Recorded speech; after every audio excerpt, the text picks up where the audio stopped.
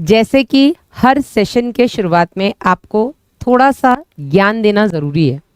ये ज्ञान आपको डेली नहीं दिया जाएगा, ये ज्ञान पहले दिन देना थोड़ा ज़्यादा ज़रूरी हो जाता है, क्योंकि शुरुआत है और शुरुआत सही तो कहीं ना कहीं हम रास्ता भी, मतलब सही रास्ते पे अगर हम चल दिए हैं तो कहीं ना कहीं रास्ता भी कट ही जाता है।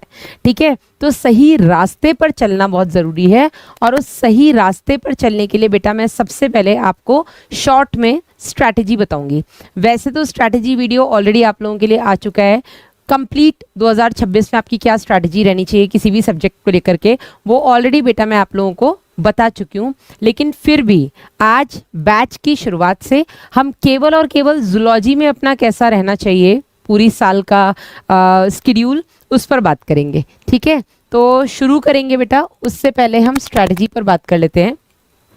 जब हम स्ट्रैटेजी की बात करते हैं बेटा, तो जूलॉजी में आप सबको पता है आपके पास कितने चैप्टर्स हैं जूलॉजी में। जूलॉजी में हमारे पास जूलॉजी जंतु विज्ञान, यस, और जंतु विज्ञान में बेटा हमारे पास 15 चैप्टर्स हैं। कितने चैप्टर्स हैं हमारे पास? 15 चैप्टर्स हैं, 15 अध्याय हैं।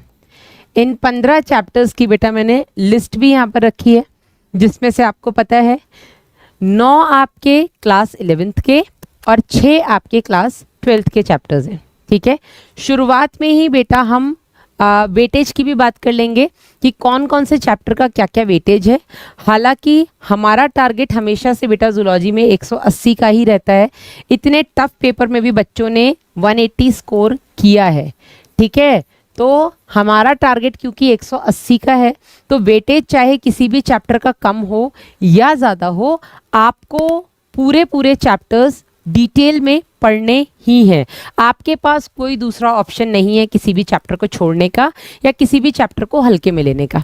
ठीक है, तो यहाँ पर बेटा आपके जो सारे चैप्टर्स हैं क्लास 11th के और क्लास 12th के, इनमें आपका प्राणी जगत बहुत इंपॉर्टेंट चैप्टर, जिससे आपके 3 से 4 क्वेश्चंस आते हैं। ठीक है, प्राणियों में संरचनात्मक संगठन से आपके 3 क्वेश्चंस आते हैं।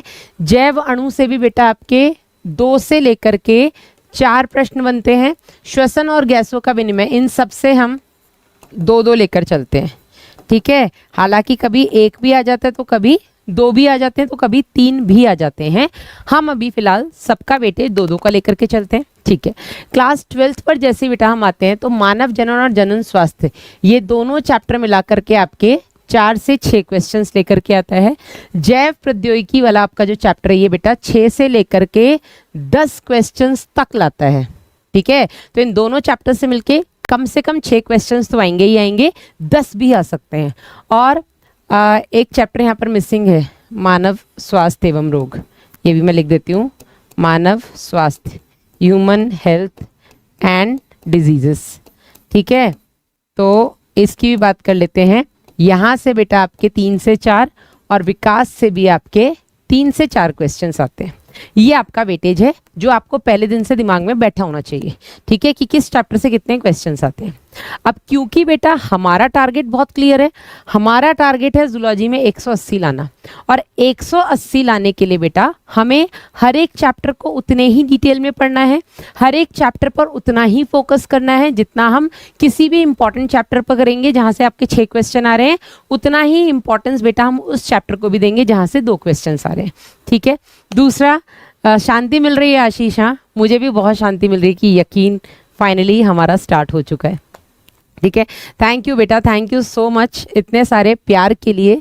आप लोगों का प्यार है तो हम यहाँ हैं, हम यहाँ हैं तो बेटा आपकी तैयारी 1 नंबर है, और अगर आपकी तैयारी 1 नंबर है तो अगली साल हम दोनों एक साथ होंगे रिजल्ट सेलिब्रेशन में, है ना। तो हम आपसे जुड़े हैं, आप हमसे जुड़े हैं, और अगर ये जुड़ाव सही से चला 10 महीने तो डेफिनेटली 11वें महीने हम साथ में होंगे, है ना। और अगर बीच में आपने मेरा साथ छोड़ा तो बेटा नुकसान आपका है, सेलिब्रेशन में बस नहीं आ पाओगे, है ना। देखकर सुकून मिल रहा है क्या? मतलब अब मैं इतनी भावुक हो जाऊं कि पढ़ाना छोड़ दूं, ऐसा?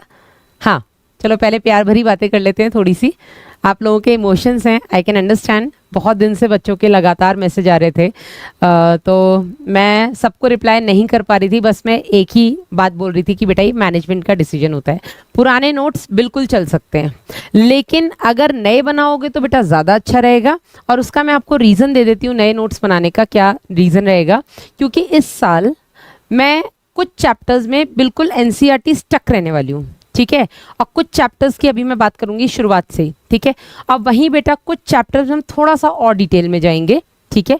हालांकि पढ़ा हमने अब तक सब कुछ है, लेकिन फिर भी बाकी आप ये कर सकते हैं, अगर आपके पास लास्ट ईयर के नोट्स हैं तो आप उन्हीं नोट्स में कुछ चीज़ें ऐड और डिलीट कर सकते हो, ठीक है। जो डिलीट करनी है आप उसको एक बॉक्स में बना करके क्रॉस मार देना कि ये अब नहीं पढ़ना है, और जो ऐड करना है वो आप वहीं पर ऐड कर सकते हैं, ठीक है। जब मैंने लास्ट ईयर भी पढ़ाया था तो मैंने आपसे कहा था कि किसी भी चैप्टर के नोट्स खत्म होने के बाद आप प्लीज़ 3 से 4 पेजेस छोड़ दिया करो, ताकि बाद में आप कुछ नया पढ़ते हो, कुछ नई चीज़ आपको पता लगती है। हालांकि वो उससे रिलेटेड तो नहीं है, क्योंकि जो रिलेटेड है वो हम सब पढ़ा ही देते हैं, लेकिन कभी भी आपको कुछ ऐसा इंटरेस्टिंग फैक्ट पता लगता है तो आप वहाँ पे लिख सकते हैं। अगर आपने बेटा पेजेस छोड़े हुए तो आप वहाँ पर भी ऐड कर सकते हैं, ठीक है। बहुत ज़्यादा बदलाव एज सच पुराने और नए नोट्स में देखने को आपको नहीं मिलेगा। वही सेम चीज़ पढ़नी है जो हम अब तक पढ़ते हुए हैं। कुछ चीज़ें कम ज़रूर मिल सकती हैं, ज़्यादा तो मुझे नहीं लगता कि कुछ मिलेगा, ठीक है। यस, और कोई डाउट आपका नोट्स को लेकर के वो भी आप पूछ सकते हैं।